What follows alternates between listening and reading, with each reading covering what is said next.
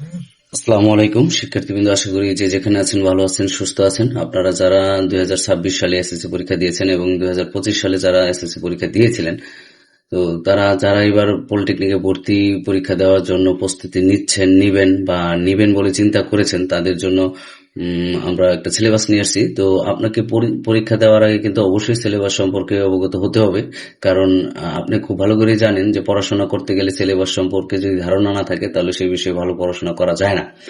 তো গত বছরে যে পরীক্ষাটা হয়েছিল সেই পরীক্ষাটার উপরে ডিপেন্ড করে আমরা আজকে যে বিষয়গুলো আছে সেই বিষয়গুলো আলোচনা করবো। এবং সিলেবাস দেখেন, সিলেবাসে কিন্তু আমি এখানে রেখে রেখেছিলাম যে 100 স্কোর, কিন্তু গত বছর কিন্তু আমাদের পরীক্ষা হয়েছিল 70 মার্কে। তো এই 70 মার্কের পরীক্ষার ভিতরে তাহলে স্কোর কিভাবে 100 হয় সেটা কিন্তু সুপ্রিয় শিক্ষার্থীবৃন্দু এইখানে কিন্তু দেখা যাচ্ছে যে রেজাল্টের উপরে কিন্তু 30%, আপনার এসএসসি যে রেজাল্ট সেই রেজাল্টের উপর কিন্তু আপনার 30% মার্ক চলে আসবে বা 30% মার্ক আপনি অটো পাবেন, সেটা রেজাল্টের উপর ডিপেন্ড করে।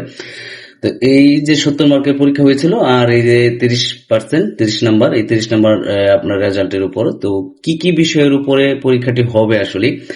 বাংলা, এখানে কিন্তু আমরা প্রথম যে এটা দিছি সেটা হচ্ছে বাংলা। বাংলা কিন্তু আপনার 9-10-এ যে আপনি বাংলা বইটা পড়েছেন, নবম দশম শ্রেণীতে যে বাংলা বইটা পড়েছেন সেটা হচ্ছে বাংলা 1 এবং ব্যাকরণ, প্রথম পত্র এবং দ্বিতীয় পত্র থেকে প্রশ্নগুলো আসবে। তো দ্বিতীয় পত্র থেকে একটু জোর দিয়ে পড়াশোনা করতে হবে।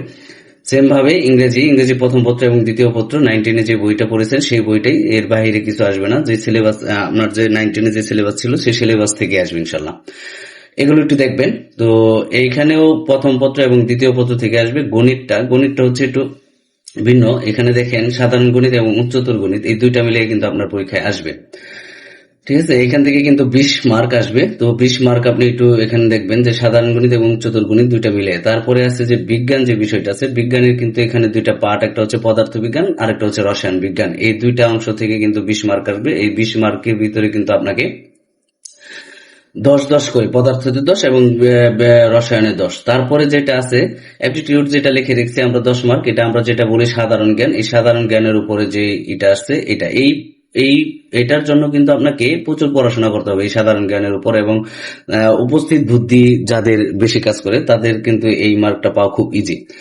আর তারপরেও আমরা যে এটা আছে সেটা হচ্ছে যে 25-26 সেশনের 2025-26 সেশনে যে ভর্তির সার্কুলার দিবে সেই সার্কুলারে তারপর তথ্য, এটা হচ্ছে গত বছরের যে তথ্য ছিল সেই তথ্যের উপর ডিপেন্ড করে আমরা এখানে দিয়েছি। আশা করি সবাই বুঝতে পারবেন এবং এই সিলেবাসের উপর ডিপেন্ড করে সবাই পড়াশোনা করতে থাকেন। সুপ্রিয় শিক্ষার্থী বন্ধু, সবাই ভালো থাকবেন, সুস্থ থাকবেন। আসসালামু আলাইকুম।